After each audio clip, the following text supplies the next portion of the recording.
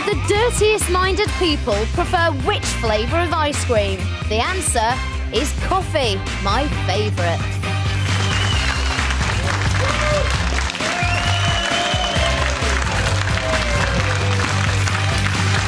Oh, that's right. According to researchers at the Smell and Taste Treatment and Research Foundation in Chicago, your favourite flavour of ice cream says a lot about your sexual prowess. Vanilla fans, you're boring. Coffee people are dramatic and seductive and flirtatious. Sadly, there was no online insight for those of us who like rum and raisin. But what about our Friday Right Stuff panel, I wonder? Scott Capurro, Janet Ellis and Dominic Holland. What's your flavour, guys? What's your favourite flavour? Well, I'm lactose intolerant. Oh, shut up. No, and religiously intolerant also, but I do like mint chip. Oh, now, I knew something about those, but I forgot. Really? Janet? Salted caramel. Really? Salted you do that caramel? as an ice cream? That's depraved. Butterscotch. Butterscotch, that sounds dirty. Definitely. Don't you? I think so too. Now then, in the not-too-distant future, we're going to be talking telly with the outrageous Sunday Mirror critic Kevin O'Sullivan. This week, he's going to be sticking it to the bill, Last of the Summer Wine and serial killer comedy, Dexter. First, though, can you tell if someone's dirty just by looking at them? And when I say dirty, I don't mean soap-dodging crusties. I mean, I reckon you can tell a lot about a person's skills in the sack just by looking at them. Certain twinkle in the eye, a slight curl of the lip, perhaps. Maybe the way they walk or hold themselves in a certain way. And body language experts, they agree. They say there are loads of clues we pick up on. But I want to go further still. I reckon the quiet ones are the dirtiest ones. Forget about the girl with it all on display, guys. Go for the one who puts the prayer books out in church on Sundays. Swingers clubs, dogging sites, organised orgies, you are not going to find any stunners there. We've already seen that from that lady in the... there she is. She's beautiful inside, and there's a lot that's beautiful. Helen Shields is her name. Yeah. Helen Shields. She's got a big liver. A big, loving liver. So... shiny, loving liver. Yes, OK. Now, bear in mind that it's early in the morning. Yeah, OK. it is. I get really horny early in the morning. Matthew, really? may as well just do this entire section with Scott. I'll leave. I'll leave. No, I want you to watch.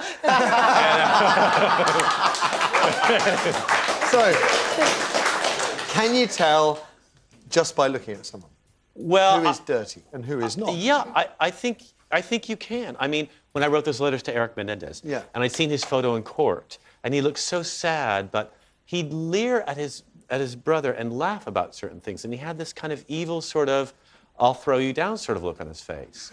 And that matched with the good education and the travel he'd been through and kind of the softness. I liked the juxtaposition of the So do you think, naughty I mean, but nice he's thing. a killer, but do you think he's dirty as well? Well, Have you asked him?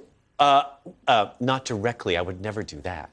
But I mean, I have looked for photos online of him, obviously. But I think that people with a bit of aggression and tension, a bit frustrated, I think they're probably the people to go for. For instance, a comic, after they come off stage, we just served an audience, now we want to be served, and we've got a lot of energy still. Okay. I know, I'm just saying. You know, when I used to wait tables, I used to come off my shift after like 7 hours and be like, someone crawl all over me. Someone do something for me for a change. Okay, early morning. Dominic, you're a comedian. Do you feel like that when you come off stage? You got Always. 4 kids. Oh, yeah. Yeah, all conceived in dressing rooms after the shows. Those are the ones we know about. Too. Yeah. Scott and I are very different in our worlds. Scott's life is just out there. Mine's very boring, I guess, compared to Scott's. But no, I think everyone's different. You can't really make any assessments. Really? Yeah, I think so. I mean, you know, could you tell how someone is in bed by how they look? I just met this guy in Slovenia, a comic, and he was shaking my hand after the shift, and he had sort of a wide mouth and long eyebrows. He was looking at me in the corner of his eye, brushing his hair back, and I have not stopped thinking about him. The last 48 hours. No, I think that maybe you're right. Maybe it's someone that you actually, I think you read a lot of stuff into people, like what you want to see. Yeah. Like this is a subject you obviously want to talk about. No. Yes, it is. Clearly. And I think that maybe we look for something in someone that we actually require. I tell you what, it started off with the saying, can you tell if someone's dirty in bed? And then it moved on to the quiet ones are the worst. So, are they, Janet? Well, the quiet ones are certainly more intriguing, going by my vast experience. And also the people who put themselves out, whether they're male or female, as being hugely sexual animals. You think, what's left then? There's nothing there. And I suspect they're the people who would really, really rather have a mirror than a sexual partner anyway.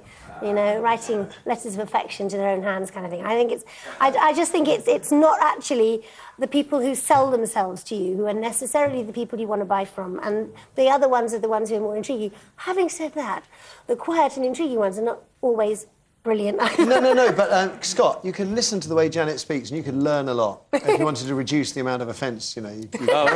That was so beautiful. You mean because she has a nice accent? It's beautifully... No, it's just beautifully and delicately put. You're such a snob. I'm English. Okay. We're going to go to the audience in a moment, but first let's take a call, please, Kirsty. We have Kelly on line 1. Kelly, good morning. Good morning, Matthew. So, can you tell?